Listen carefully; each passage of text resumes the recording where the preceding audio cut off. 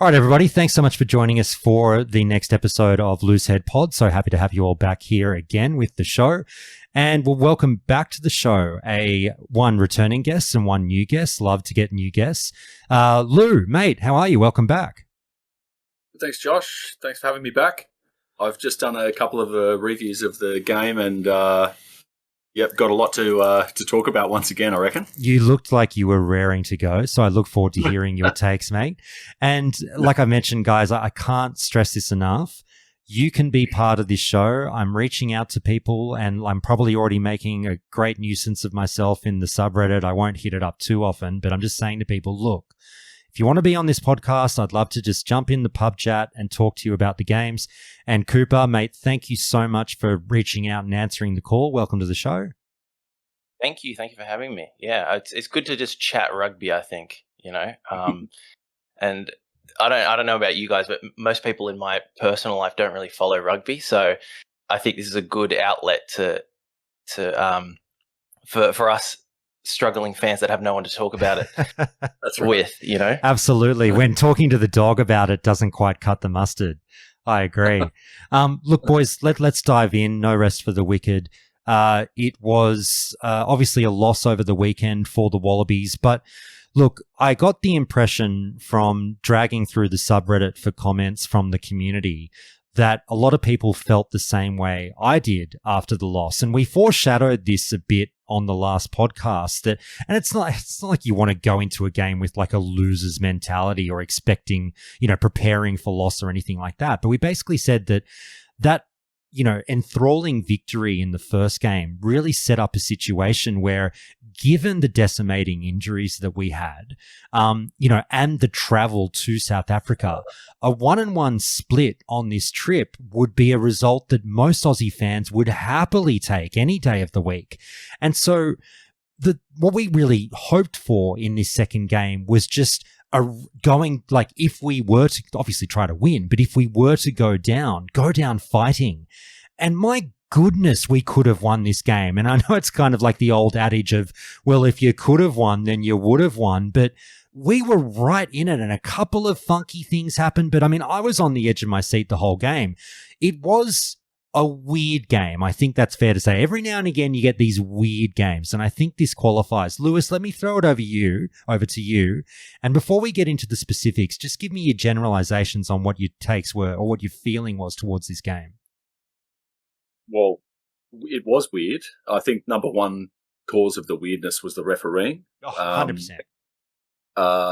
Which I thought was atrocious. And just once again, just as Wallabies fans yearn for consistency in our performance, we yearn for some consistency in the refereeing of this game, just crying out for it. The change between Ben O'Keefe last week, who was a totally different man to his entire career of refereeing, through to Dolman in this match was astonishing, in the refereeing of the breakdown in particular. And the missing of what I think is some really serious foul play that I hope that gets seen to at least afterwards. Mm-hmm. And on the back of that, plus some, I think, poor decisions by Fraser McReight as captain, firstly, I would say that we, once again, it's like game 2 in the Lions series. I'm calling this a victory. I'm saying that, firstly, if Tom Wright's injury, if you look on the subreddit for Rugby Australia at the replay of what happened to him in the 55th second. I saw it today. It's gross. Leg. And anyone who's done their ACL will tell you it's not the final thing that does it. It's some other stuff that's happened prior.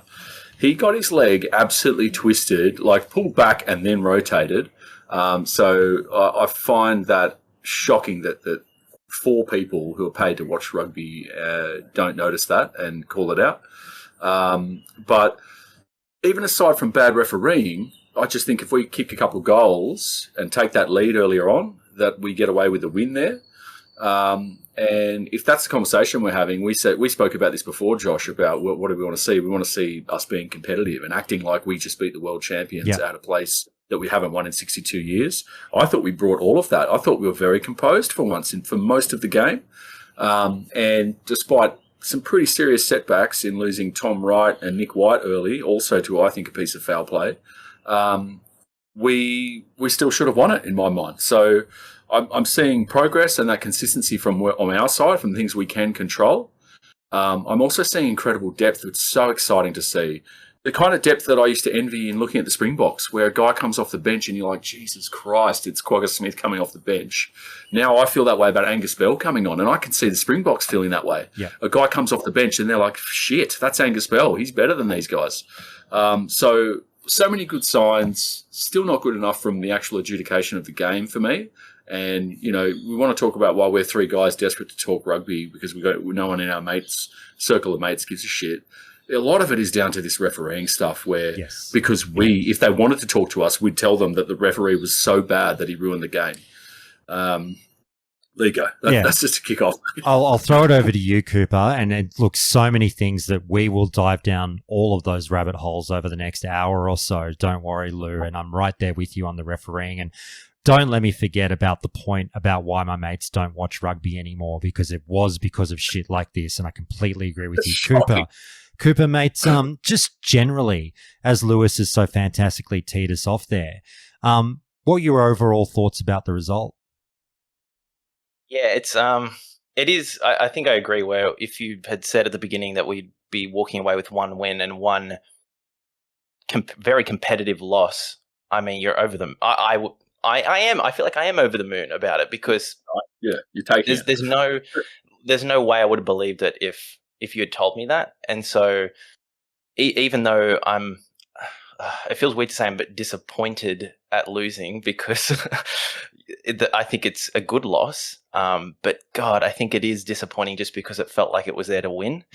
And I take your points around refereeing and some of the frustrations. I've tried recently to stop focusing on it, but it does become hard with certain decisions. Obviously, most notably recently was the second test of the Lions series, and there's really contentious key moments, and it's hard to not focus on those. But apart from that, the game, it always felt like it was there for us to take, but I think it ultimately the Springboks, I think we all expected were going to revert to type, and it felt like they did that. And then it was like facing the old Springboks that we're used to facing, and they did what they do best. And I think we maybe struggled a bit more as a result. And obviously the conditions on the park looked, and I don't think I realized at the time, but looking back, it looks like just a mud pit in some areas. Yeah, it's like we're having a dance-off for who can produce the world's shittiest field between the SFS and this one. Like, it's all happening.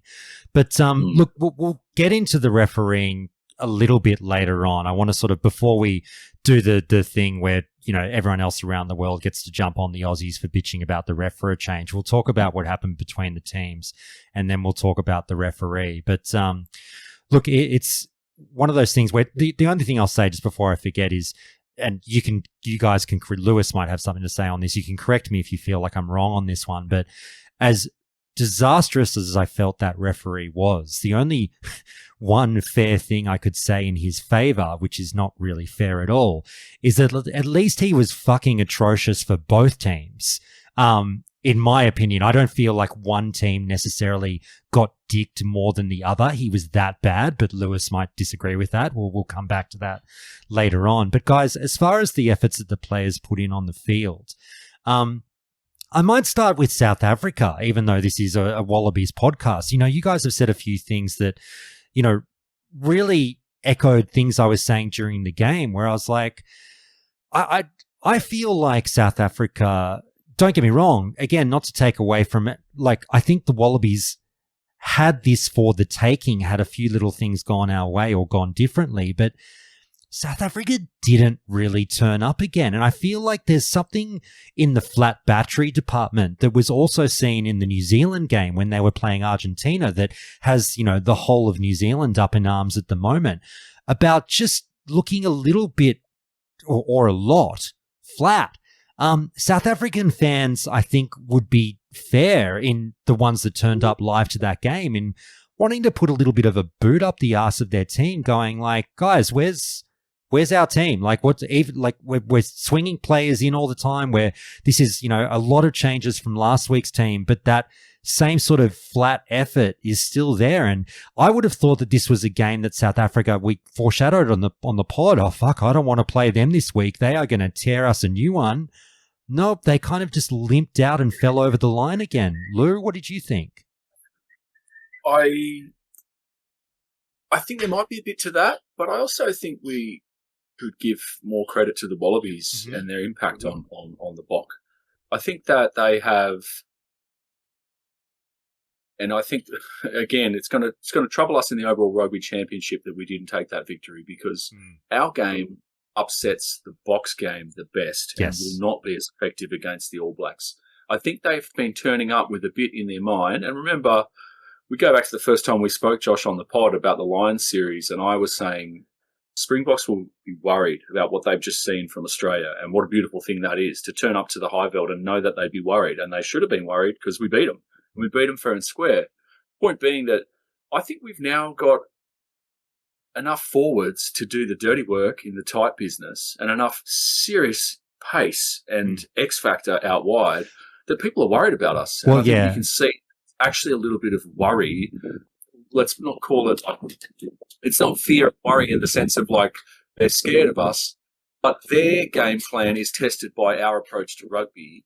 And they saw that in the Lions match, where we've got guys that thrive out of chaos and they like structure and they know how to wear you down through a structured play. Yeah, it's that northern hemisphere style that they've sort of really adapted to, that traditionally we run riot with. That's right. Our regular game style is perhaps not right for handling the Wallabies, and we're not sure where to be and where to be focusing. You saw that in the last bit of the first game at altitude when they did this funny little... They did a line out in the middle of open play, and I was just thinking, you guys have got no effing idea. Like, that's why you're doing this. This is you saying, I don't know what else to do. Let's try some stuff. And so I don't think that they were that, like, tired or jaded or anything. And to be fair, most of their players are playing on the Northern Hemisphere schedule. So I take your point that they may well be a bit flat. But I think they're a bit, like, worried about what we could bring, and that we now are fronting up in the forwards but have genuine threats on all edges. So... there's two parts to that, I think. No, 100%. That's fair play. And I'll just say, before I throw it to Cooper, that like I think you're spot on there. And I'm not meaning by any means, it's not like the Wallabies played like shit. They didn't. But just on a point there that you've brought up a few times, Lou, and that I always love, and that most Wallabies fans know this one. But I mean, is it fair to say that I know that historically this has been the case, but with the teams as they are right now, would you still say, Lewis, that the Wallabies and the All Blacks are the two teams that I always refer to it as they're able to play jazz in the backs? They play that broken field footy, then ad-lib, that most other teams don't do as well. I think that is fair to say. Yeah, and I think that we might have to evolve our game a little bit against the All Blacks, because they like to turn us into absolute chaos and thrive off that. And they are better at it than us. We're getting better, but we've got so much chopping and changing in our backline that we don't have those kinds of connections. So if Schmidt's as good a coach as everyone says, I think he will. I think he'll evolve our game a bit against the All Blacks and understand that we need to probably have a mixture of knowing when to absolutely go for it ourselves, which the All Blacks are the masters of. They'll play tight rugby, and then when they, out of nowhere, they'll spring an attack from their 10-metre line and run 90 metres. No worries. Cooper, I'll throw it to you, mate. Let's put this one to rest. We've got, sort of three arguments here. Which one do you want to choose? Did the Springboks not turn up? Did the Wallabies' attack plan completely diffuse them, or a little bit of both? I think, South Africa probably, I agree, didn't quite look like I guess you would expect them to look.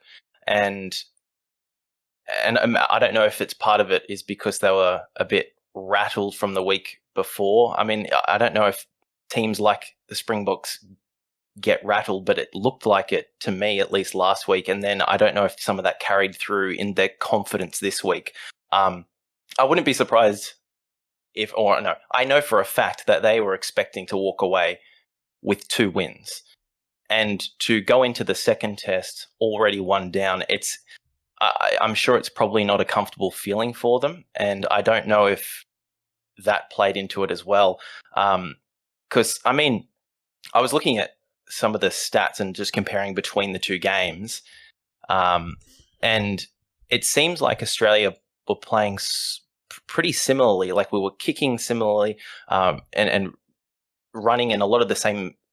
We were seeing a lot of the same numbers, but South Africa played very, very differently.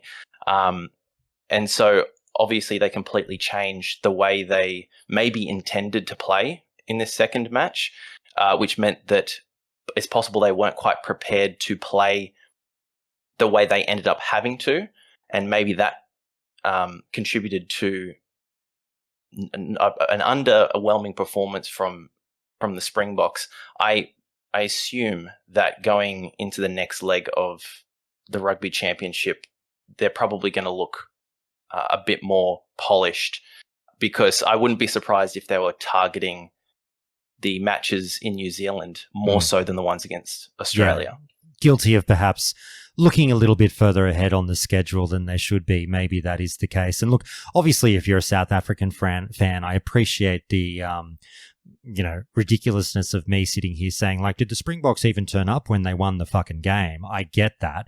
But I'm also in the context of, like I said, our previous comments on the show, where I expected to be mauled, torn apart, just shredded by an angry Springboks team. And that was not an angry Springboks team that turned up on Saturday. So that's more what I mean it within.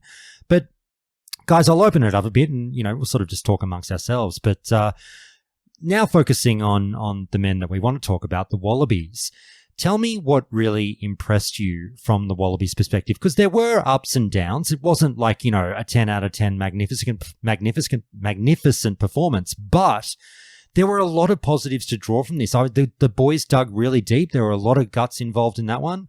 Like you said, terrible conditions. Like I actually am shocked that people didn't drop the ball more given what was happening with the mud. But, again, I just have to say little things like we said it last week. We'll say it again. Max Jorgensen just continues to grow and grow in leaps and bounds from match to match. I think we're at cap number 12 now. And just the difference from cap 7 to cap 12 is crazy. I think that, we had some really good work in the forwards at times as well. But I'll throw it to you, Lou, and just sort of say, what elements of our gameplay stood out to you again? It's 4 weeks on the trot of consistency here. That's what we want to see. And I know it's only 4 weeks, but hey, it's better than what we've seen in the past. It's been a month solid of really good Wallabies footy. Yeah, I think, zooming right out, it's the depth. It's the calmness under pressure that's been missing a lot over the last few years to make the right choice. I think that is down to personnel. I have been, and I remain, a great critic of Noah Olesio. I think that he's the opposite of that and has been part of the total chaos that the Wallabies have been suffering from with decision making. Can I grab you on that one? Just because I obviously listeners would have quickly noted you're a devout Brumbies fan. So I do find it funny that that you are quite harsh on your own fly half there. Very harsh, and I do wish him all the best and I can easily see him coming back from the Northern Hemisphere a transformed player in the way that Nick White came back from the Northern Hemisphere a transformed player with far better decision making and understanding of how to steer a team around the field. But he does a lot of things that I just think are unforgivable as a 10, and I think the Wallabies have been suffering from that. And I couldn't for the life of me understand why he kept getting picked by all the different coaches that we've had over that period, other than the others not being ready, I guess. But I'm just saying that I'm seeing more mature decision-making, calmness under pressure from the Wallabies. I'm seeing depth where the next guy in, even after horrific injuries, which we already are, we're already decimated before we pick our 23. We've got guys going down in the warm-up before games start. It has not been throwing us off the way that it has been. We thought that we hoped the best for O'Connor last week in the first game against the Boks, but we were worried about the worst. And everyone else did their job around him. He did show that he's got at least some wisdom in his decision-making. Just things like that first try to Corey Toole from the grubber kick from Nick White.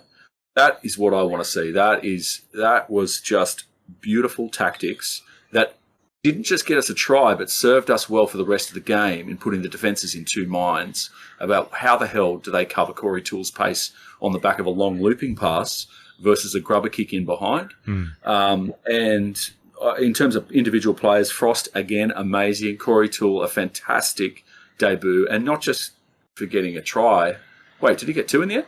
No, he got an almost second, I believe. Oh, so he did, yeah. But also 3 incredible defensive turnovers in really serious moments, which is something that the Brumbies really pride themselves on. In our outside backs are able to win the ball, and he got 3 great turnovers. Jorgensen just goes from strength to strength.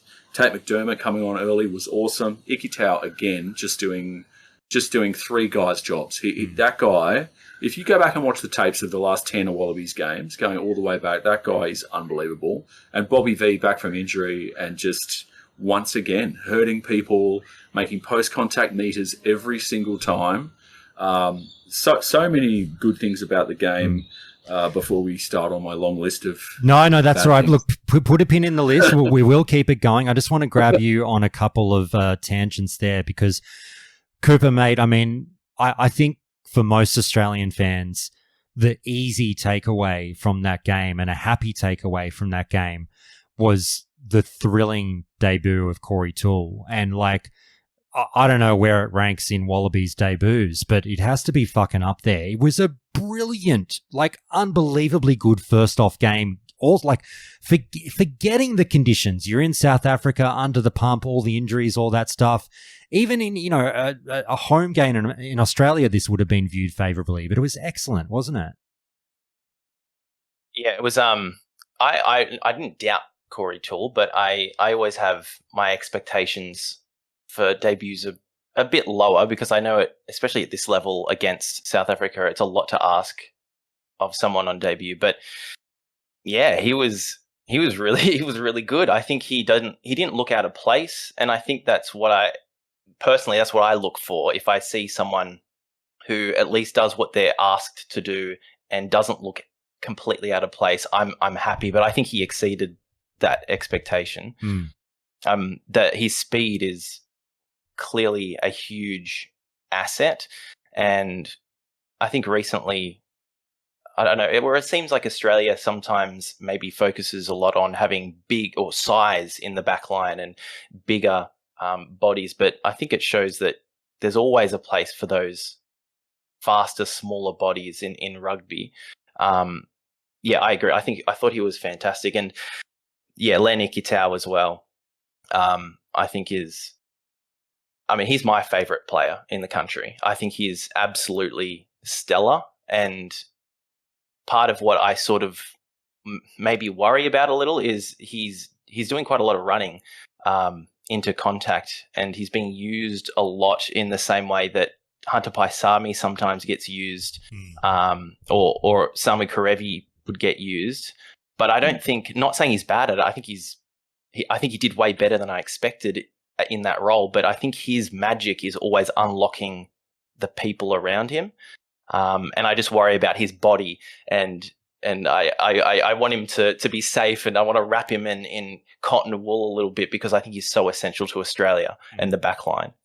Just a couple of points there. Lou, I'll throw it to you because I know you're always happy to talk Len Ikitau, and you've already mentioned it a little bit, but just 2 points there on Toole and Ikitau. I'll say first and foremost, look, I'll let you guys sort of say what you want to say about this. I've always been a bit weird. Look, I get it, but I'm not as invested in the old ethos amongst rugby fans about picking for experience and not letting debutants fail in an environment where we're setting them up for failure that will mentally scar them in the long run. And this whole like save him for the right time, bleed him in an easy game at home, blah, blah, blah. Or just, pick the veteran or the 100 cap veteran at all costs over the rookie experience. It's worth its weight in gold. Look, those things are true. I just don't weigh in as much as others. And like, I tapped the sign with a debutant like Corey Toole just then, and I go, so can I ask, like, are we okay with debutantes playing whenever? Because like, he's just fucking good at the end of the day. Like, if we'd sat on, obviously we would have sat on Corey Toole longer due to injuries, but like this would have been a situation where, again, maybe he just would have been bled in like the Fiji test once, and then maybe you don't see him again for a while or something. But like, I'm like, just let talent jump in the fire or the pool, if you will, and see if they sink or swim. And he swam, and I think it was fine. Yeah, and we saw that with Liner as well in the Lions series. The answer to that question, I think, comes down to, firstly, the actual mentality of that person and whether their talent is easily good enough for the fixture, but mentally, if they did have a bad game or some things went against them, whether that would set them back.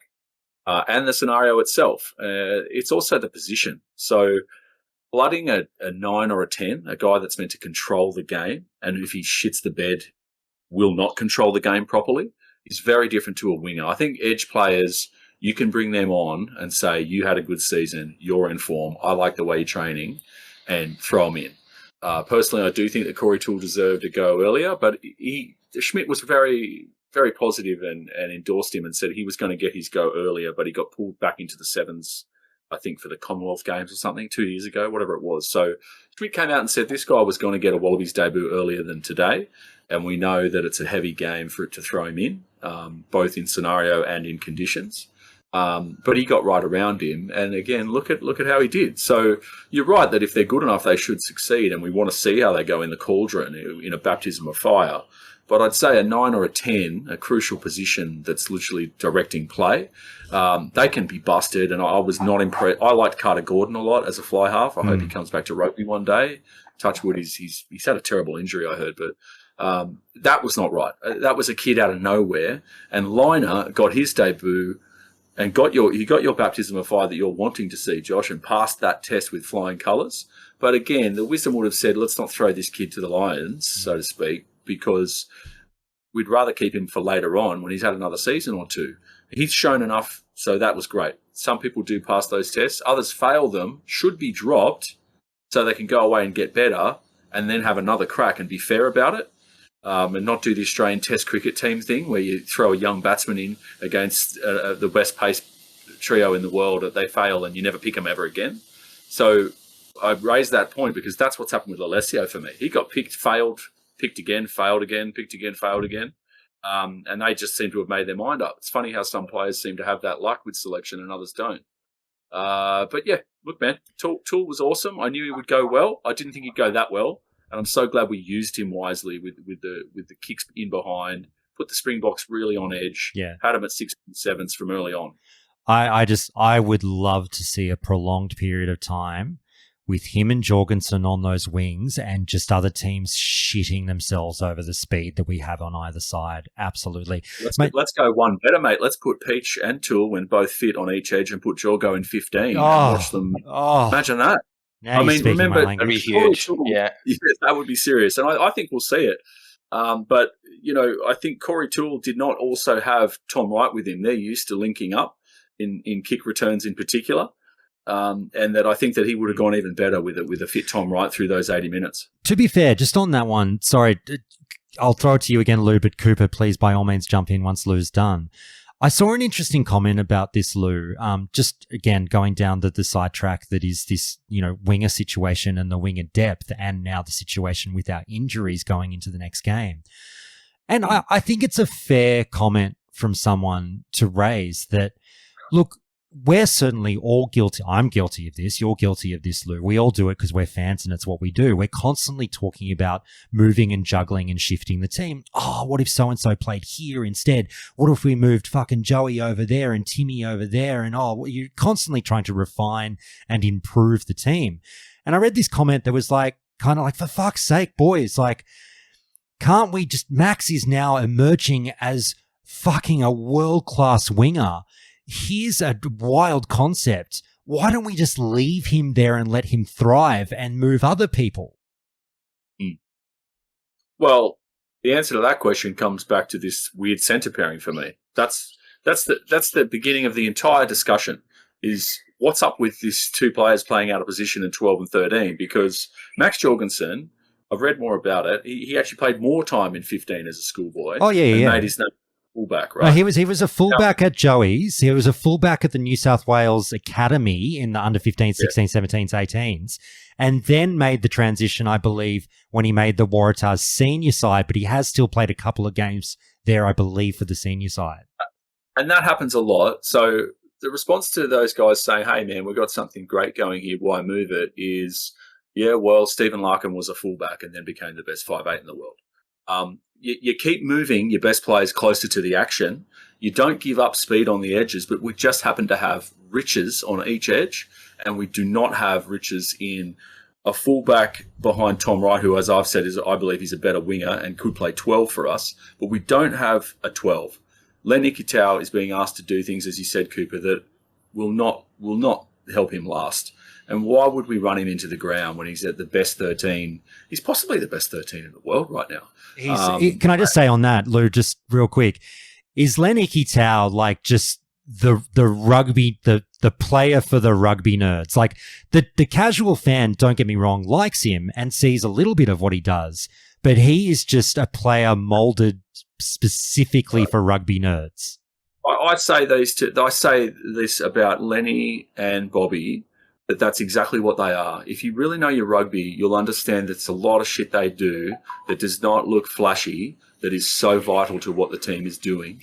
And there's a lot of pain that they endure and put their bodies through. Bobby V and Lenny are exactly the same type of guy. They are not trying to be flashy, and the things that they do, I think, get ignored by a lot of people. I have to defend Bobby V to so many people. People have been saying Bobby V should be dropped on the Reddit the last 2 years. No shit. Insane. No shit. Like, put Lucan in 6, Harry Wilson's the captain in 8, and Fraser McWright in 7. I'm like, mate, he is the best forward in our team. Yeah. Ikitau's the best back in our team. Now, Bobby can thankfully play 6 or 8, so that's great. He can be in the team regardless of those other things. Now we're pushing Lenny into 12. He's doing great, but there's a lot of things to be concerned about. The talk of Jorgo into 15 is only specific to the fact that we've just lost our 15. He is quite badly hurt. We're waiting to see whether he totally ruptured that ACL or not. Thanks a lot, Springbok number 6, you bastard. But that's why I'm saying let's have a crack at this. Let's see what it's like. And again, because we don't have a proper ball-playing 12 outside our limited 10 options as we're trying to evolve our game and thinking forward to the World Cup, James O'Connor's just a placeholder while we're waiting for people to come back to fitness. We're still going to have this problem of who's going to be outside them and who is the secondary ball player in our backline. Your video, Josh, I think was excellent in highlighting the fact that Jorgo's got a pass both ways, excellent spatial awareness and reading of the game, and therefore is a pretty good option possibly for the second linking ball player. Then we've got Joseph Suaalii, who I still think should not be playing 13. Maybe he should have a go in fullback. So it sort of depends what happens with Joseph and what's going on with injuries as to where I'd say Jorgo should be and whether he should be on the wing or the fullback. But it's a pretty good time to have a crack against Argentina, don't you think? That they're not going to enjoy him wherever he is. For sure. Cooper, I'll throw it to you, mate, and I'll just say, it's such a shame that my breakdown of the first South African game is stuck in copyright hell, because you would have seen, Lou, that I'm pointing out that, still I'll hammer home that I don't think people do realize, but they need to realize more that Jorgo's defense is actually the best part of his game. And he did stuff in that first South African game that defensively just had me like fucking changing pants. Like, oh my God, he's so smart. He's so smart. And it's again, I always do this because I'm a weirdo, but like as a basketballer and a rugby player, I sort of weirdly think about guarding men from both aspects. And like, he's really good, exactly as you say. Like, there's a bit of basketball in there where he's cutting off space and guarding two people at the same time and making them both make decisions. It's hard to explain, but anyway, the video showed it all. If I ever get to release it, I'll get it out there. Cooper, mate, are you on team yeah, let's mix it up. Fuck, if we've got all this depth, we talk about if only we could play all these back rowers at the same time that we've got so many good ones of. And then we say we've got so much depth at wing and in the outside backs as well. If only we could play them all. Well, maybe we fucking can. Are you team let's get crazy, or like stick Jorgo to the wing and work from there? I don't know. I think the part of the thing I'm thinking about is the fact that some of these guys have now played, at least 4 or sometimes 5 tough test matches. And, I'm thinking about the whole season, and maybe this is an opportunity back in Australia where we can change some things. But I am also a little bit wary of the fact that, Argentina just knocked off the All Blacks. And I don't know if we can take that risk anymore, which is sort of tough. Where I think in the past, we probably would have used a test match against Argentina to do something like move Max Jorgensen to fullback, shift Tuoliti somewhere else. But I worry that we could easily get beaten by Argentina. I don't know if that's a... Yeah, we should have taken for granted, for sure. I don't think anyone in this tournament should be taken for granted. And obviously, from the results that we've seen, look, it's a red-hot tournament. Everyone's 1-1. It's open for everyone. I personally think, and I feel so stupid saying this out loud because, of course, they were going in thinking like this anyway, but Australia should be going balls to the wall to win this tournament. I don't think you do anything in the Argentina game that could be tantamount to taking your foot off the pedal. I think they really have to go for it because this is such an important time, an important moment in time for Rugby Australia, where you've piqued a bit of interest here from outside fans, people that maybe are former Wallaby supporters that walked away from the game and got fired up again by the Lion series. And then even more so, a few people like Lou grabbing their mates by the collar and going, hey, see what just happened in South Africa? We're fucking back, baby. I think a few of these, Wallabies curious fans might be looking back in Rugby Australia's direction. And you can't afford to fuck around now. You've got to really go. I mean, of course they were trying to win the tournament. I'm not that stupid. I know that. But I mean, I would be, like you're saying, Cooper, less open to wild experimentation that could be interpreted as not capitulation, but like, we don't care what happens in this game. We're just trialing shit for the World Cup. No. None of that. I don't want to go the South Africa route. I don't want to go the Rassie Erasmus route. I want to win this fucking tournament. I mean, no, I agree. But let's face the reality, right? We've got some bad injuries, so we do have some big question marks. Yeah. Like you're saying, would it be time to try new stuff just for the sake of it? I'm saying we have to try some new things because we've got some. I think O'Connor might actually be carrying an injury. And what the injuries dictate, I completely agree with you. I'm saying, I'm more saying now. I'm not against your take of Max at fullback here, Lou. Don't get me wrong. I'm more saying, I don't want Schmidt to like rest people for this game. Do you know what I mean? On like a rotational thing. Yeah, I would say the only person I'd think about resting if they were is Bobby V again. As I've said to you, that guy and Lenny, I carry the same fears for Lenny, but I don't think he's got any knocks. But if Bob's just coming back from an injury and he's done it again with a huge game there, he might be a guy where, again, I feel like we've got some nice depth going on the back row that I might say, not this game, Bob, because the next game, and from then on out, you're going to go Argentina, New Zealand, and absolutely empty the tank. He might be the kind of guy where I'd be like, okay, I'm going to let him get well. But no, not wholesale changes. But let's face it, if we do have O'Connor injured, then straight away we're talking about Donaldson probably has to come into 10. And that would mean that probably if we don't want to mix things up too much, Kellaway starts at fullback. I don't want Kellaway to start at fullback. I want us to use some more pace on the edges and maybe bring a Dalgunu in. And I want to see Jorgo in fullback. But I don't know if he's been training there at all. I have no idea. In Joe Schmidt's pecking order, I have no idea who his third choice fullback is, whether that's Joseph Suoli'i or if it is Jorgo's been having a crack there. Yeah, I'm with you in that.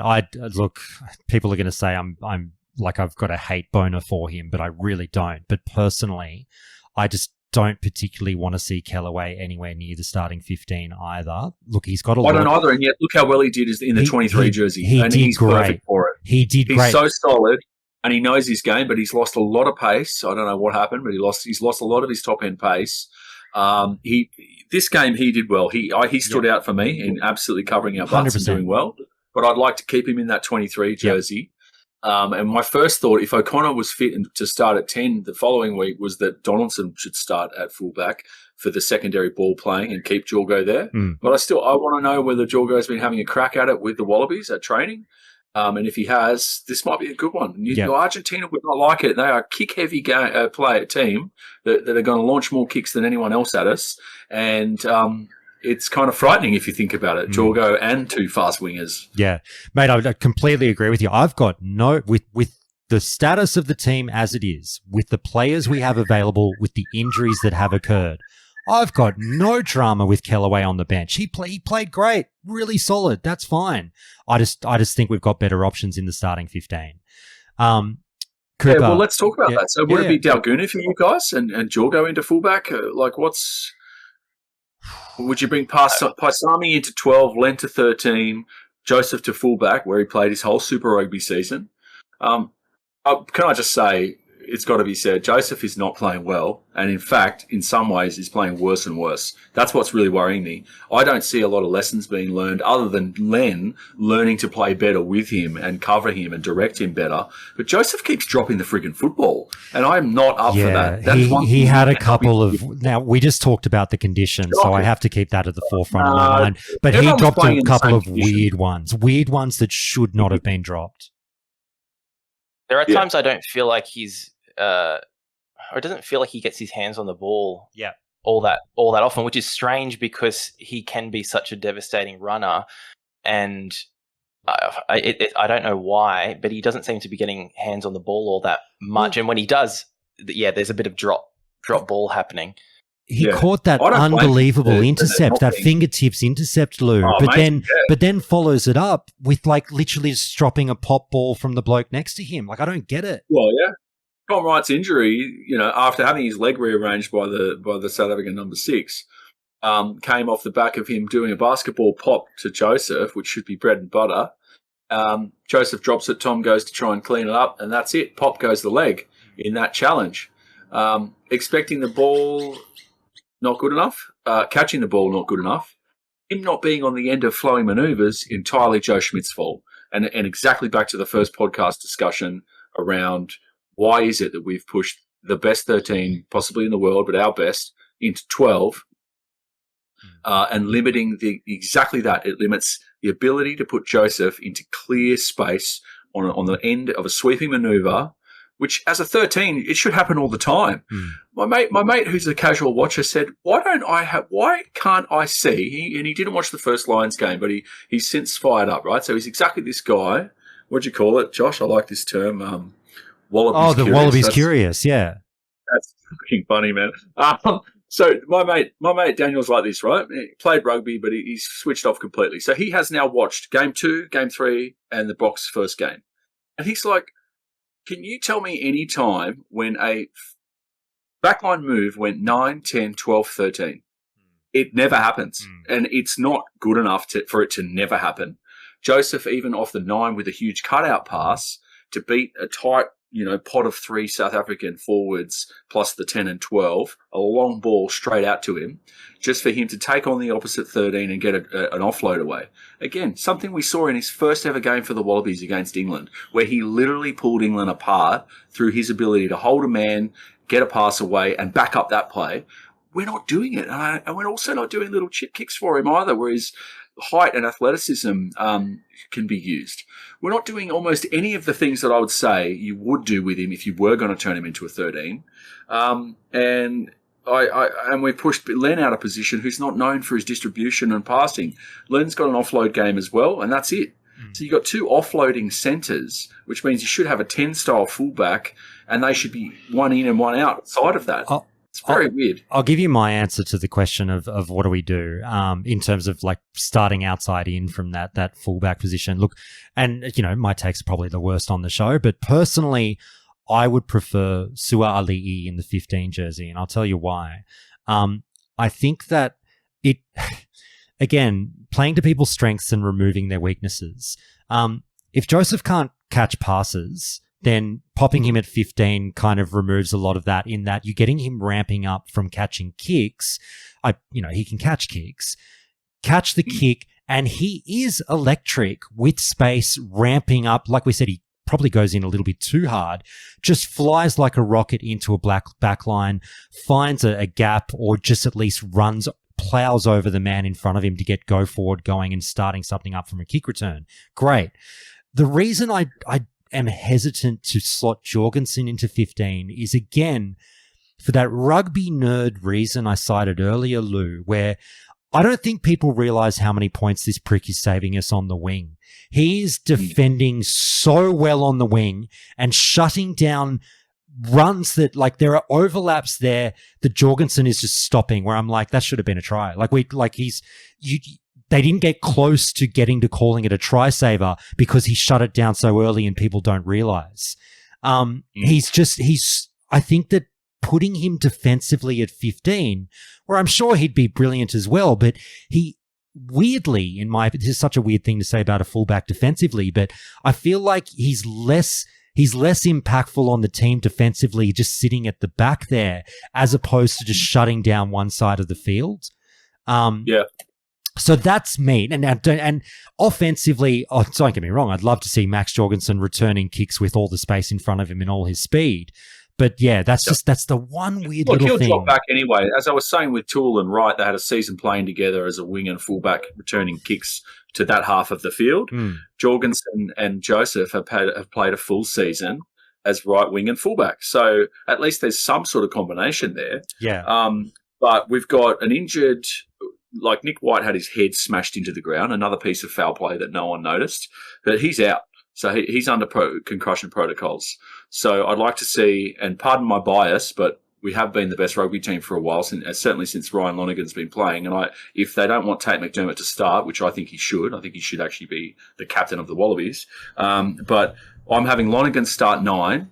I'm having O'Connor, if he's fit, stay in 10. But we've got Ikitau to 13 if we've taken Joseph out of 13. So we've got a 12-sized hole.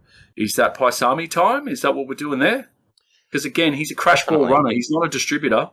We go back to these two crash ball running 12 and 13. Well, the other thing is the existing relationship he has with Ikitau, because they played, how many tests have they played at centre together? It'd be a few. It would be 6 at least, yeah, maybe 7 or 8. So I feel like at least they played at test level, Len Ikitau and Paisami together in the past, and keep pushing.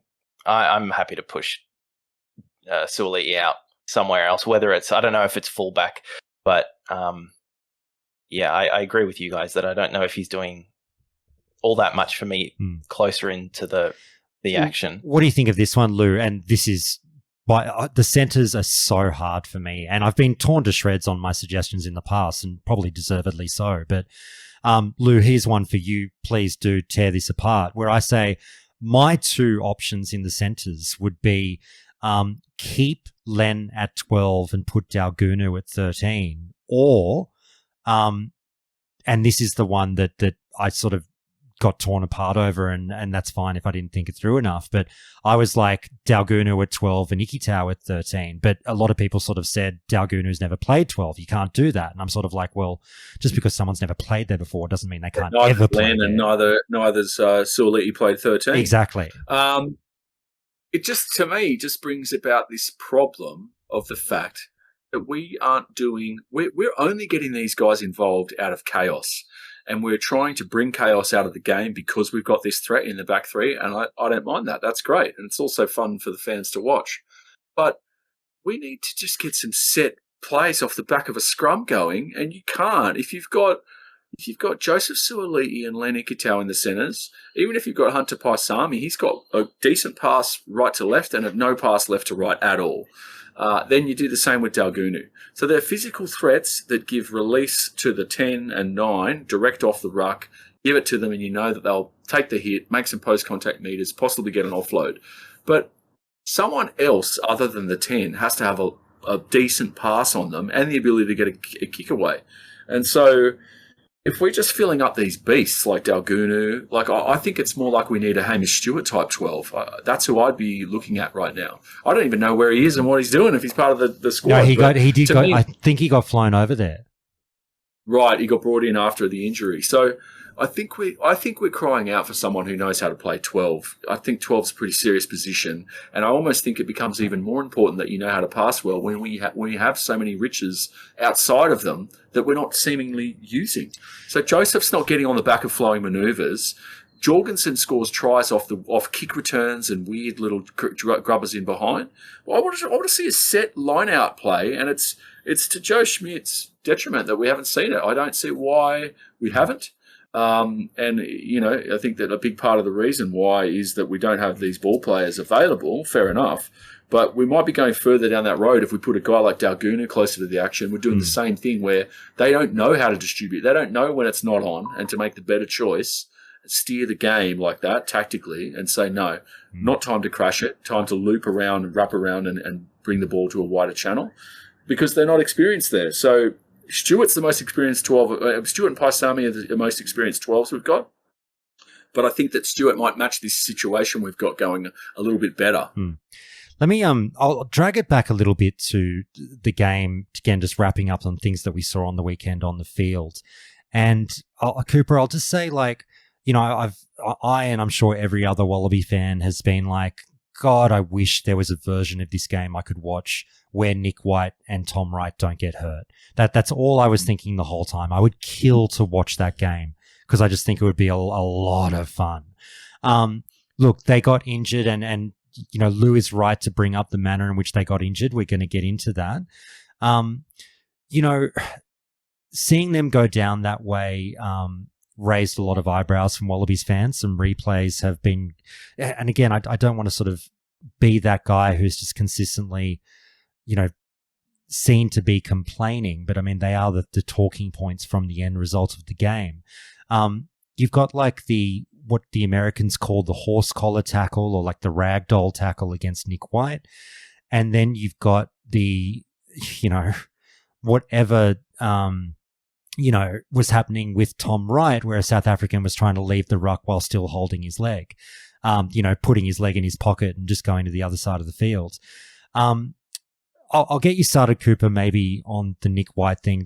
I'm throwing you in the deep end, mate. I'm sorry here. But how did you feel about the legality, or how did you just feel overall seeing that flinging to the ground of Nick White? I mean, initially, to be honest, I wasn't that taken aback by it because, and it was violent. Violent but legal, you thought?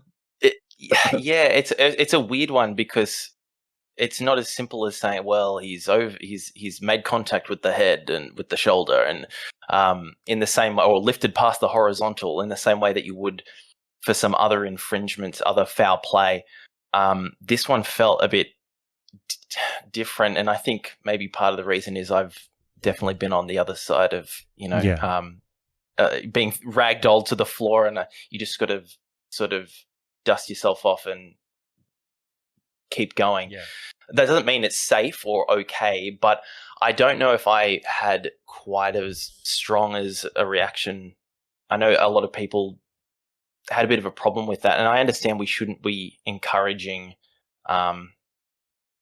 throwing players into the ground, especially because there's head contact with the ground, the ground as well, and maybe that raises a question about different types of head contact that we don't talk about, because so much recently has been focused more around shoulder on head contact, and I think in the past, when they were really cracking down on those lifting tackles, for a while there was more of an emphasis on the head hitting the ground, and now we've sort of gone away from that a little bit. It's more about shoulder to head contact, but maybe, I don't know, maybe now there's maybe an opportunity to look back at sort of this head to ground contact, because we can't have it damaging players and hurting their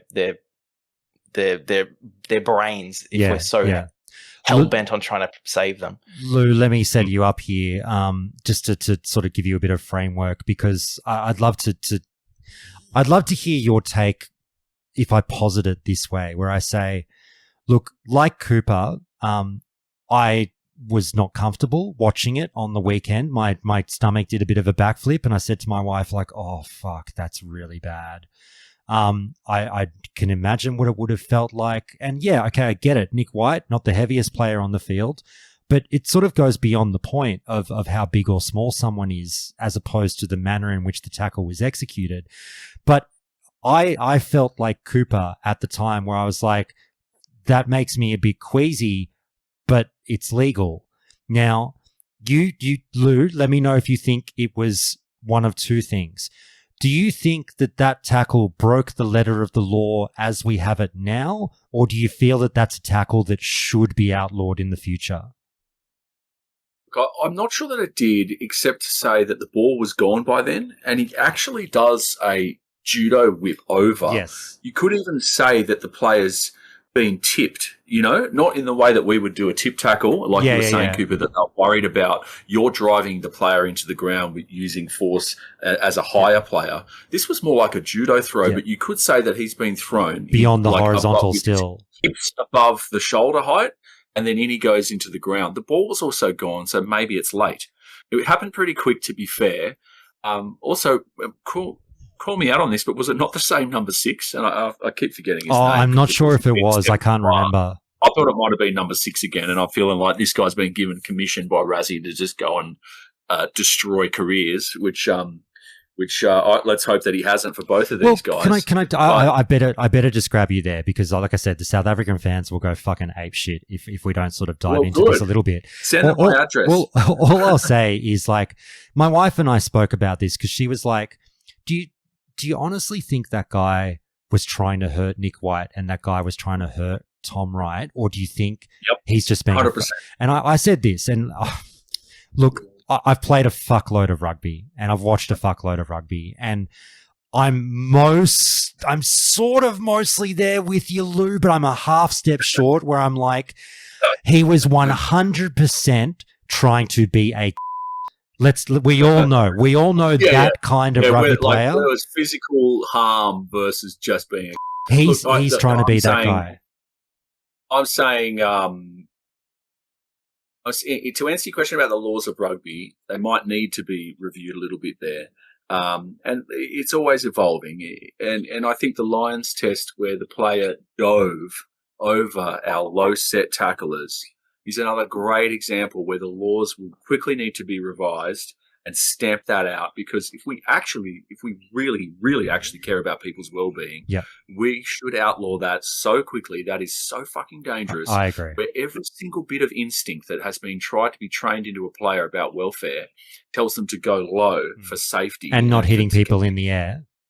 That's right. When every instinct, and then you're asking them, what the referee said on the day in the Lions match was, that's everywhere but this final half a metre of the field. So in 99.5 other metres of your field of play, you would have done the right thing and he would have done the wrong thing. But in this one, it's like, what do I do? Consult a fucking whiteboard and a spreadsheet before I make my decision about my body height on a quick tap outside of the try line? Of course, you've trained instincts, and instincts are what we have to think about. I said on that one, I don't know if you agree on this, Lou. I think we might have mentioned this in our first podcast, where I was like, that one that you're raising is such an easy fix, because you literally just rewrite the rule book to say, thou shalt not dive at a player. As opposed to, don't outlaw diving. Like, dive for the corner if you're a winger. Go nuts. Just don't dive don't attack a player with your dive. Yeah, and there'll be something else will happen. We'll see another scenario where it might need to be fine-tuned. But the instincts of players are what we're talking about, and whether we can try to govern those and set a framework for your mind about how you approach a scenario. Now, as a big, tall, loosehead prop, I used to specialize in collaring small people, literally just when they were going to get past me, my wingspan, just get them by the neck, and I would do almost exactly that move, but I would throw them sideways and not into the ground. Yeah. And that might be the rule. That might be it. You just can't throw them into the ground. Well, that's so the NFL outlawed this years ago, and I mean donkeys years ago, like 15, 20 years ago. I'm a mad NFL fan, and like I vividly remember like almost probably being at uni and seeing penalties given for the old horse collar tackle. You know there's a problem, right? If Gridiron's banned it, then it's an issue. And it might just be that if you get a guy like that, you could also say that in the current rules, aren't we now above nipple height as a high tackle? That if you get a guy by the collar, you've made high contact. So that might stop it. And let me tell you, that is specifically the scenario where a big man throws a small man, is they literally collar them and they use the jersey of the collar to chuck them. Now, I used to like to do it near the sideline and throw them like 5 meters out. Into their own supporters. Which felt great and is quite effective. But it might be more that if you get a guy like that, you're not allowed to throw him over and into the ground or do the tumble that he did, because it was a bit judo. He knew what he was doing. Did he mean to smash his brain into the grass? We'll never know. But that guy, I think, was on a mission. I'm going to find out whether it was the same number 6. Yeah. And if you want to talk about the difference between the two, there's nothing but malicious intent in the first one. Let's talk about the second one, Cooper. I want to get your take first, and because I only just saw the replay that's going around the subreddit this morning, sort of really slowed down, honed in. Just watch what this bloke does with Tom Wright's leg replay. And again, I did not notice it on the first viewing live. Like, I was like, oh no, Tom Wright might have done that running or something. I don't know. But then watching that replay, I got the same squeamishness that I felt with the Nick White tackle. And I was just like, oh fuck, that's not right.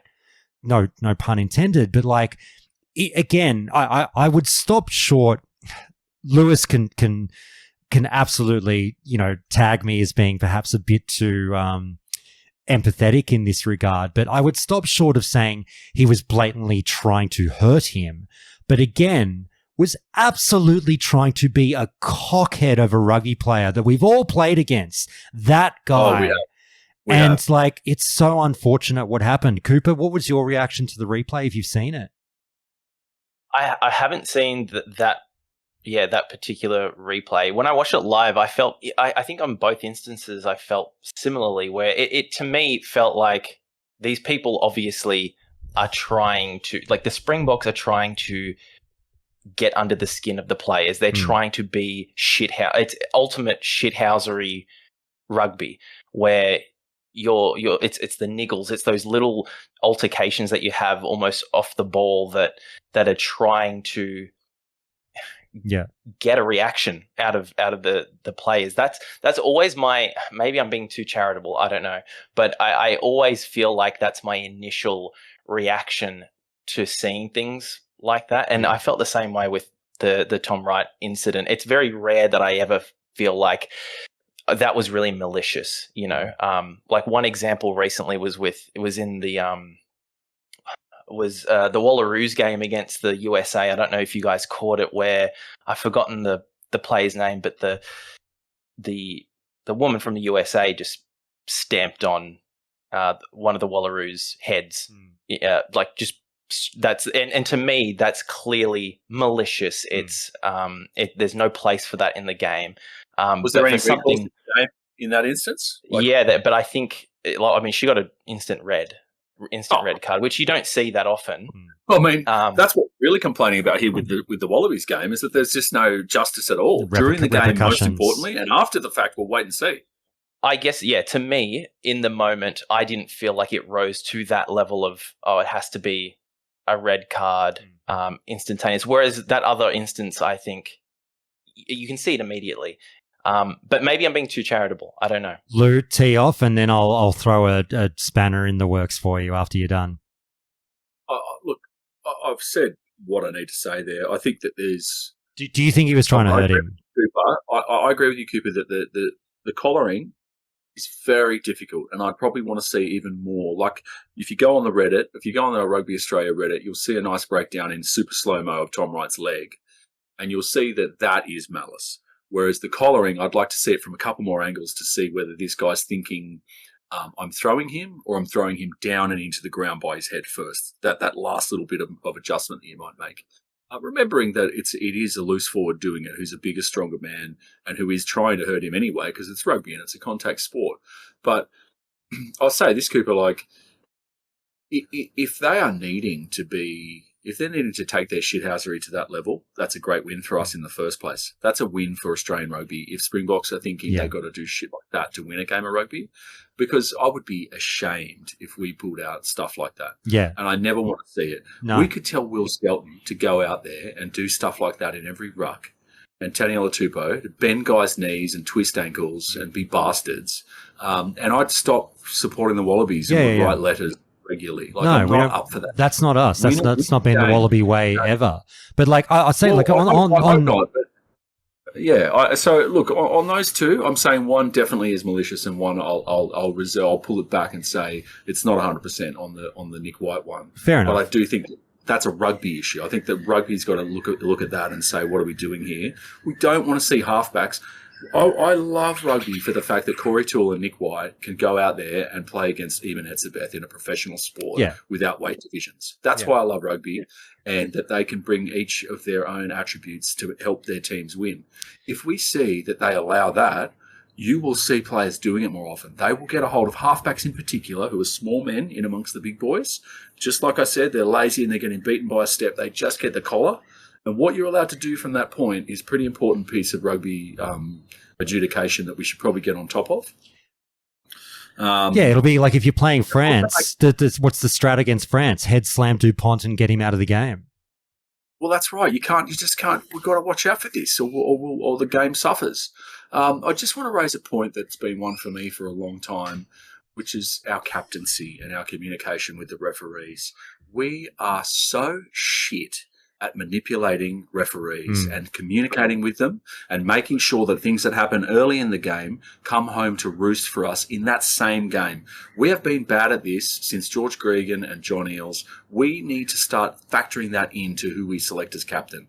We are picking leaders of men that are great leaders by example, but we need some intelligence on the field and communicative strength that is been missing for years now, maybe decades, where a guy knows how to plant a seed in the referee's mind, knows how to chirp up and say, see this is the picture we're showing you, and this is the picture they're showing you. And then at that crucial moment, 5 minutes out from halftime or 5 minutes after halftime, when the picture that the referees agreed with you is not being shown, you say, see this, Ruck, this is a joke.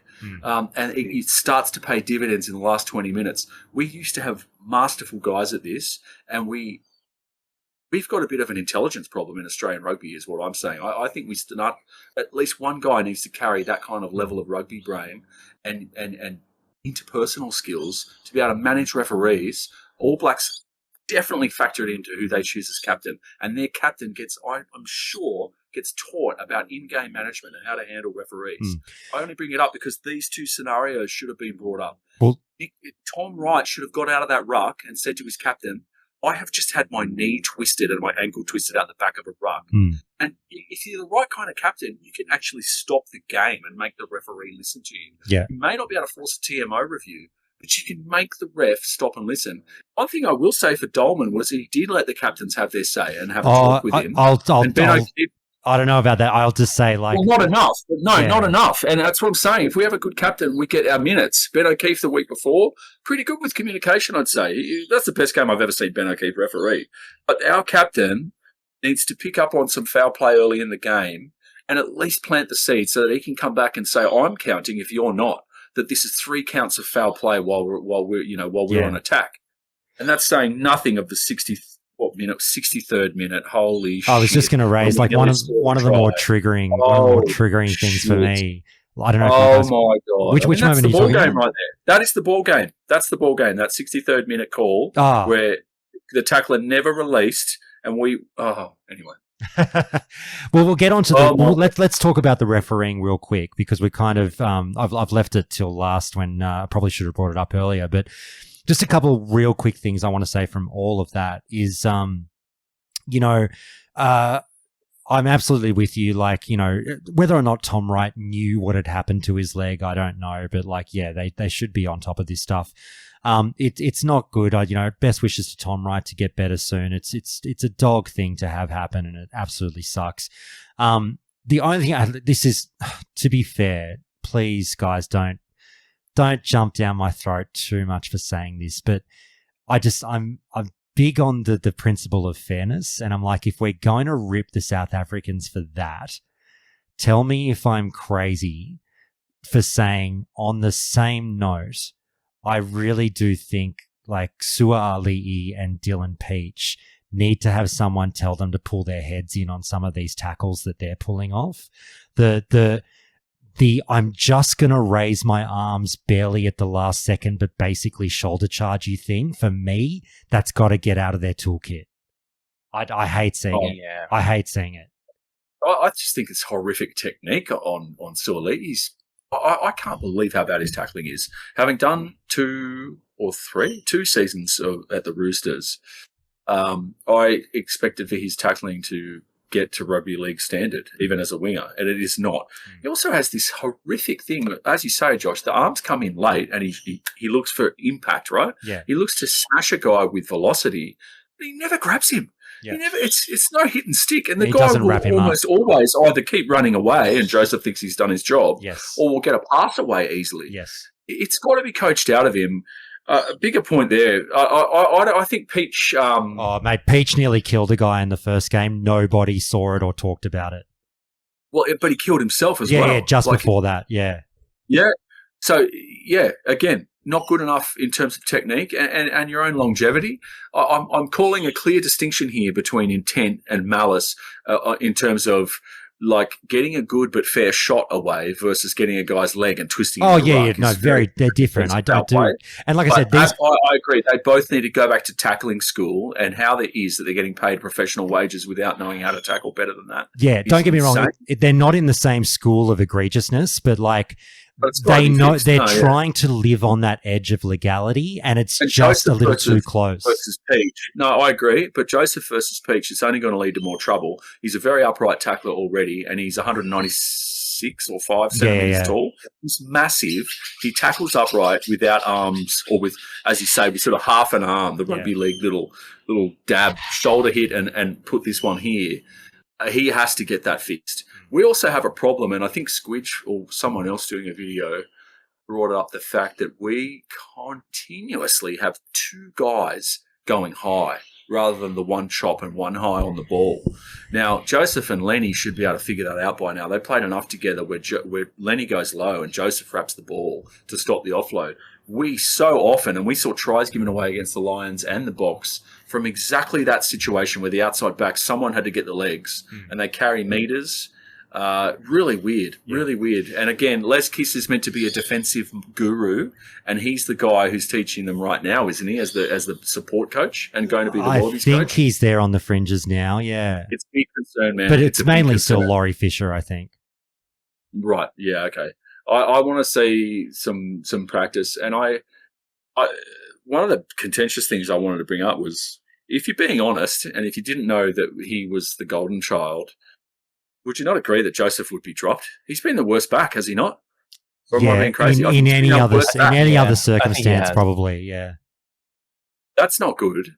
And it starts to stink up the whole camp and the morale of a group of men. True. When you start to realise that you've got a guy who's just turning up no matter what. His paycheck is paid. It's bigger than mine. It's 3 times bigger than mine. And when he plays shit, he's still number 13 no matter what, where he's never played in his life. He's still 13. Cooper, let me throw it to you, mate. Well, you're spot on, Lou. We'll get more into that another time.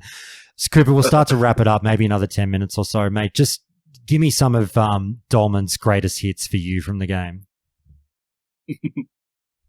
Look, I think, the biggest one was that not releasing. I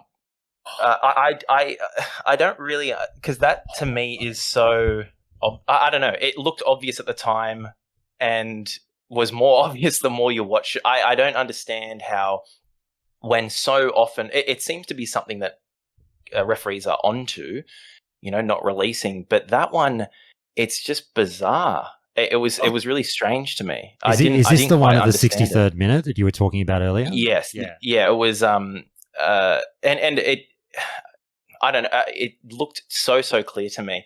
And look, I mean, Dolman, I don't really love. I don't really love Ben O'Keefe. Nor do I. No, he had one good game. I will say for him, I didn't really recognise him last week. It was a shock to watch, really.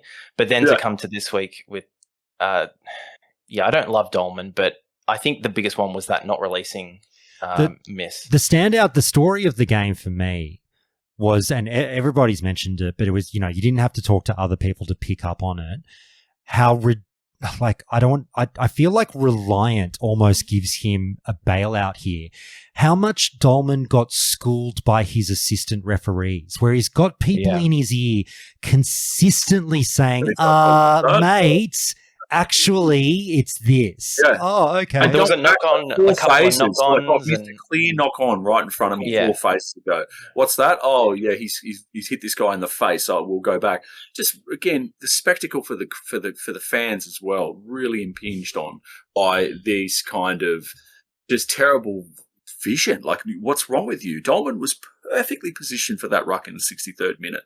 He not only missed the lack of a release of the tackled man, but he missed that a Springbok ran across our support player, shouldered him out of the way, enabling him to maybe get a strip off his own man and get it out of there, off a guy who had never released him anyway, and so blatantly had not released him that it's difficult to understand that. But I think Pollard, or maybe Creel, not sure who it was, someone ran straight through on our side of the ruck at that same ruck. So when you watch it, you'll see that. And if you watch what happens to the support player, he gets a big hit, a shoulder on the way through.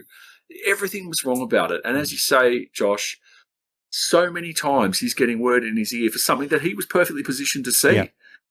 Yep. What's the answer? I just want to see accountability, like it's meant to be in professional sport as the athlete. You're shit. You don't get to play next week. Yeah, you lose exactly. You lose money without, and you work on the things that you're not doing well. Yeah. I think at one stage there was a forgotten advantage. I think that's right, forgotten advantage. Early on, on the line out, but he was messing around with another call where it was like, the guy just ran out. And it's like the touchy had his flag up the whole time, mate. Just watch him or listen to your earpiece. But really early on in the game, it was just one of those things that you never like to see, where it was very clear after about 6 or 7 minutes that Dolman wanted to be the main character of the game. And you don't like to see that. Yeah. And as I said earlier at the start of the episode, Lewis, like, it's the fucking catchphrase of the podcast is, so I said to my wife, I said, halfway through the game, I said, this is exactly why none of my friends watch rugby union anymore. We all grew up playing the game. We all played it at fucking private schools and fucking, went on to clubs and do all this shit. They all tapped out along the way. And when you ask them why, they go, mate, international rugby just became shit to watch. And half of it's the referees. And this was like a fucking classic vintage shithouse refereeing display of how you scare people away from this game. But also, it directly impacted the result of the game. Yeah. It 100% did. And that's not fair on us, but it's just not good for rugby in general. So we're Wallabies fans and we're complaining about it because it didn't go our way. But it swings and roundabouts with who gets the win. It's more that the standard just needs to improve. Yeah. I'll raise again, for anyone that's listening outside of you two ever, is that I just think the TMO should be an ex-front rower, a professional front rower, a proper hooker. Now that every international has the spider cam or the drone footage for overhead footage. So they could be the benefit sitting there in a screen, and they're massive, big fat men like me, of course, being former front rowers. So they don't want to be running out there on the field, but they can be up there with a screen that shows them left view, right view, and top view. You, as a front rower, you know exactly what's cooking in the kitchen if you've got that available to you. You have a live microphone to the ref so you can say, mate, this is what's cooking. You've got it wrong. And in friggin' test number 2 against the Lions, Ellis Genge's bullshit would have been called 3 times in a row instead of going for them as penalties for burrowing in. And so if you've got an ex-pro front rower with that vision available to them, you should take it. It's a great way to improve the game for me. I also think as a TMO, if you mandate that they're an ex-pro, you bring a level of accountability to the on-field ref, where this guy's like, mate, I'm impartial to the result, but I do know what's going on out there on the field, and I think you're missing a couple of things. That's for all the other TMO decisions. If you could make it an ex-front rower, then you're covering scrum know-how and what the dark arts of front row work is. But also they've been a pro rugby player. I just wanted to mention as well, and on that captaincy point, that where was our captain after that complete bullshit ruck? I saw a couple. When I see a bad foul happen that doesn't get called, I watch our players to see if they're talking. Well, Fraser McWright got sent away a couple of times by Dolman that triggered me to no end, where he said, "Go away, I don't want to talk to you." He's the fucking captain.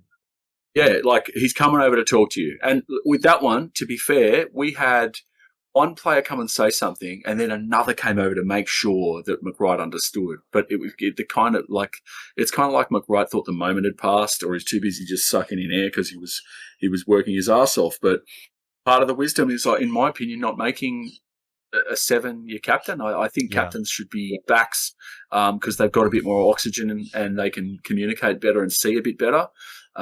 It's part of why I do think Tate McDermott should start and be the captain of the Wallabies, because he has a great rugby mind. I think he is a good communicator, and we're missing this. We're missing this.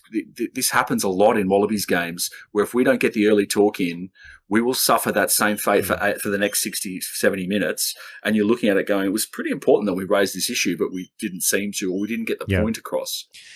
Cooper, mate, we'll look ahead. We'll start to wind it up and look ahead to obviously what is a week off this week. And we'll come back together, and I'll do another podcast next week as we get closer to the game. But, we've talked a lot of scrutiny over this one. And again, guys, there's that's just the nature of this podcast, is we get pretty in depth. And I know it sounds like a lot of bitching, but we talk about, the real ins and outs and the nuts and bolts because we love this game. But mate, just overall, Cooper, moving on again, just to end sort of how we started, are you feeling good, quote unquote, going into round 3 of the Rugby Championship? Because I know I am. Yeah, no, of course. I mean, I'm feeling much better than I did, not that long ago, really, after the first British and Irish Lions test. It's a huge, I think, turnaround and reason to be positive. However, as I mentioned, I am a little bit concerned about Argentina. Yep. But I think it's not something that the Wallabies can't rise to, and I would like to. I just want to make sure that there's that progression of improvement. I think as long as I get to see improvement in the players and how well they work together, I still think there's a lot of drop ball. And I know that the conditions weren't really conducive on the weekend to catching and passing, but they were catching the ones they shouldn't have caught and dropping the ones they should have caught. Like, you know what I mean? Yeah. Yeah, exactly right. So I think that we do need to make sure that catching and passing is a little bit tighter, as well as one of the areas that, the Springboks really, really pressured Australia was the high ball. They were just peppered Australia with the high ball, and often we were not coming off. Coming off second best a lot of the time, and it worked over and over again. So I would like to see that improve a bit, because I could easily see another team identifying that. Argentina will hammer us with that. Exactly. So I think it's really important that gets improved as well. I think the defense has been pretty good. I'm happy with that. So if we can keep up that level of defense, as maybe as we said, if some of those players like Suoli'i get those tackles a bit lower, wrap those arms, and better technique, that would be nice to see.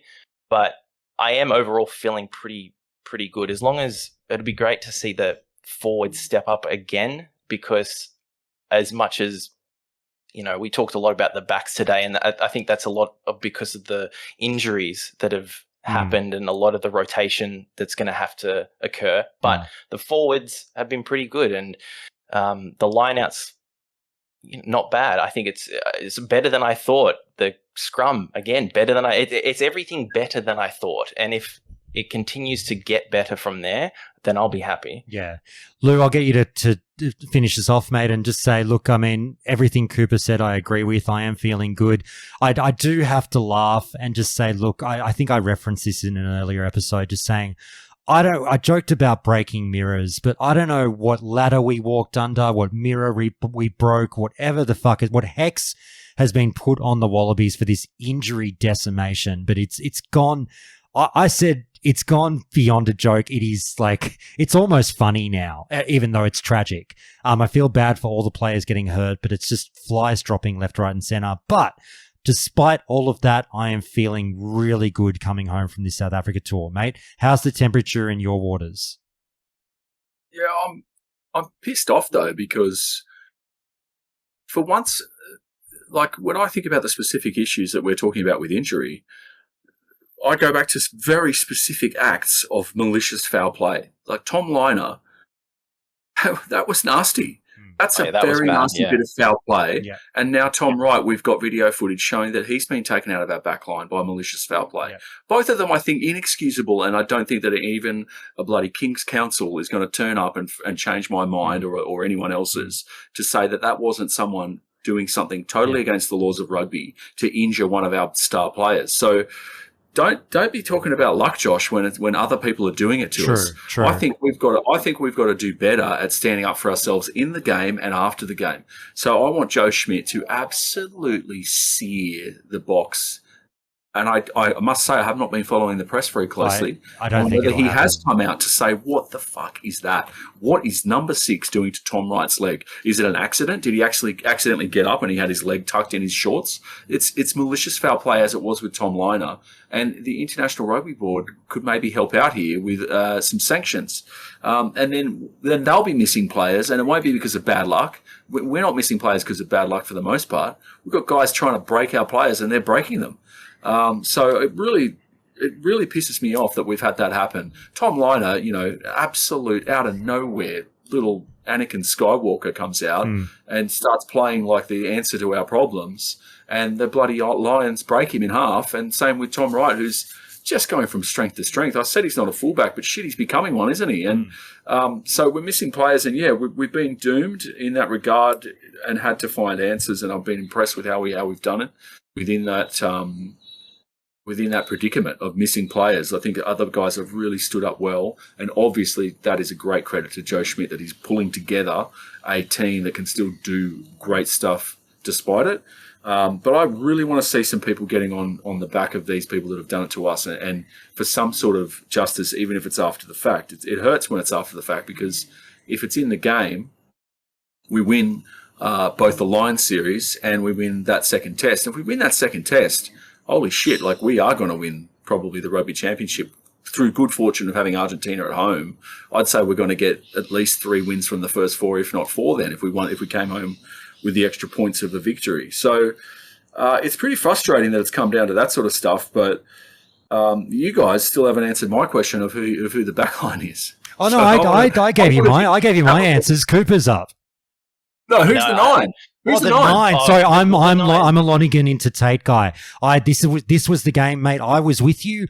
I was all aboard the Tate to start train. Look, I meant to ask you this, guys, but I don't want to dive into it now because we've been going on for a while. But a lot of people weren't that stoked with the 9 and 10 performance in that last game. I wasn't as perturbed as other people. Yeah, look, James O'Connor did not have a very good game, but like whatever. But on the Tate front, I was, let's get him to start. I've just given again the situation we're in, where no Nick White, no Jake Gordon, no fucking who am I forgetting? No, wait, that's everyone. In that situation, I am on board the Lonigan to start, Tate to continue the super sub strat train, but that's just me. Okay. Yeah.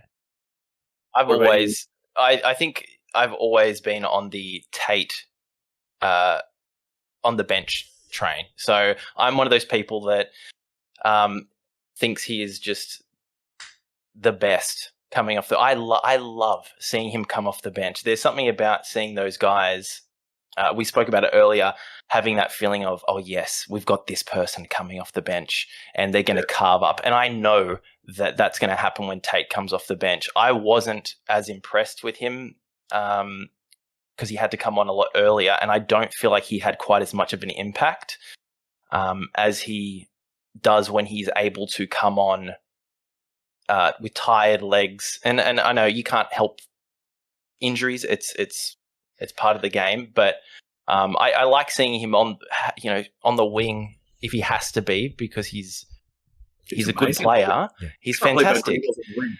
But yeah, arguably, I do think he's got to be. I think he's a great bench player, and I'd love to see Ryan Lonigan have a shot. Yeah. I think he's earned it. The thing that turned me this week, Lou, why would I sort of do a 180 on Tate starting, was the kicking game. And everyone knows Tate is not the best passer. I sort of started working on a video for Tate that now I probably won't do, but like I had all these clips of all his passes from Super Rugby, and it's pretty, it's not a great picture. But like I could always move beyond that and be like, whatever. Like, he makes up for it so much in his dynamic attack from the base of the ruck. I would love to see the ball get to the first receiver half a second quicker, but whatever. But with box kicking as important as it is right now in modern rugby, it was so obvious the day and night difference between, for example, what the Lions and the Box had coming from the base of the ruck in the kicking game versus what Tate was really ordinary with his box kicks on the weekend, in my opinion. And I'm just like, just give it to Lonergan. Yeah, look, I thought he set a couple of good ones up. There was a crucial one that he hung right on the sideline for Toole to chase. He gets, don't get me wrong, he gets some right, but it's very inconsistent. And I'd say his passing inconsistency is a little bit to do with his vision and understanding of the urgency. So it's an ugly pass because it had to be shoveled because it's time to go. So very much lends itself towards the combination of 9 and 10, where if Liner's playing with him a lot, Liner knows, I might stand another metre back because this could be a real pile of shit coming at me here that I'll run onto and step towards him to gather. But that's okay because I've got an inside and outside running option. It's knowing each other in that regard. But I take your point, and I don't in any way think that Schmidt will change his mind. And it is nice to have that luxury, as you say, Cooper, where he's coming on and it's a problem for the opposition that he's coming on. It's not, we're going to our second choice. It's bad luck, guys. You're tired and we've got a little jackrabbit coming in around the ruck. So I'm on board. Lonergan has totally earned the right. I think he should have been picked ahead of Jake Gordon.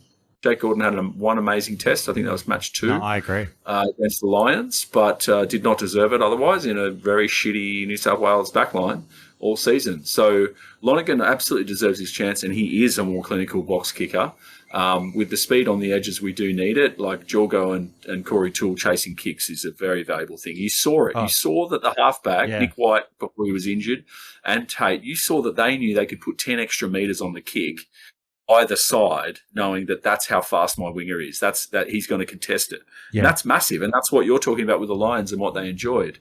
So you've answered the question on 9 guys, but you haven't told me who starts 12. Oh, no, I gave you mine. So again, I said we either do the Ikitau. I said Ikitau Daugunu or Daugunu Ikitau for me. You mad dog. Daugunu 12. I said Paisami because Paisami? I think Paisami is I just feel as though he's done it plenty of times before.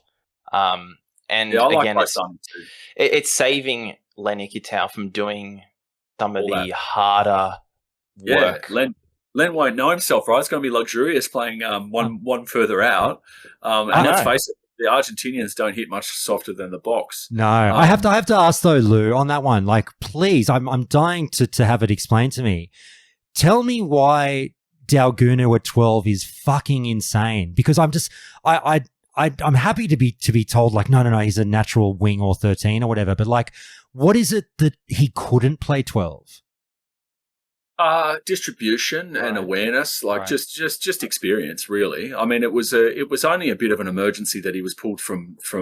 Josh Fluke went down. Fluke is the next best 13 in Australian rugby, and then there is daylight. Oh God, I completely forgot about Josh Fluke. Josh Fluke is a way better 13. I love Josh Fluke. All right, no, he's my answer now. I changed it. Here's your answer. So you want to leave Lenny at 12 and you put Fluke to 13? Yeah, that's what I'll do. Because I understand if Fluke is back to full fitness and if Fluke is back and he's all good, that's what I'd love to do. I don't mind that at all. I still have a problem with all these guys playing 12 that aren't 12s, but at least Lenny's been playing 12 for like 8 tests now in a row with Joseph. Ikitau's the best non-12 we've got of all our non-12s. Yeah. Listen, to Cooper's point about his fear about the kicking game, I actually think the Argentinians are the best tactical kickers in rugby right now, and both their 9 and 10 options are freakishly good. So is their fullback. They all are, actually. They're amazingly good kickers, and they're smart with how they use it. I think now's the time where we go, okay, we've got some problems. Let's try Joseph at 15, and if you want to leave Lenny at 12, then we get to put Josh Fluke in 13. or we bring Hamish, Stewart or Paisami into 12 and let Lenny play in 13. But I think it's time for Joseph to go to fullback. For me, if Stewart doesn't start in 12, I'm still putting him in the 22 jersey because we need some cover at the inside backs. Hamish can play 10 if he has to and is a wise, calm presence. He's not going to shit the bed. So I'd have probably Tate 21, Hamish Stewart 22, Kellaway 23. And, yeah, take your pick out of whoever's been training better, out of Josh Fluke and Hunter Paisami to either start in 12 or 13. Fair enough. Boys, look, we might wrap it up there, and we'll tear through the team sheet once it gets announced. I think we'll squeeze in one more pod in a week's time. Fascinating. Hopefully, Joe Schmidt announces it a little bit early. Like, it would be a shame if he does it again on a Thursday or something, but that's what he'll probably do. But I will go through it once we get the names out there. But for now, boys, look, I can't thank you enough for a really fun, thorough breakdown of that final game in South Africa for us. And like we said, we're happy to come back at one-on-one. Cooper, mate, you've been an absolute legend. We'd love to speak to you again in the future. Thank you so much for diving in with us. Thanks, Cooper. Thank you for having me. It's great to chat rugby. I hope it scratched the pub talk itch that you were looking for. That's exactly. right. Yeah, I feel much better now. I can sleep soundly. Very good. And as always, Lewis, look, you're a fucking passionate man, mate. I love your takes. Thanks for doing it again. Josh. Thanks for having us, guys. Nice to talk with you, Cooper. Good to talk with you, Josh. Up the Wallabies.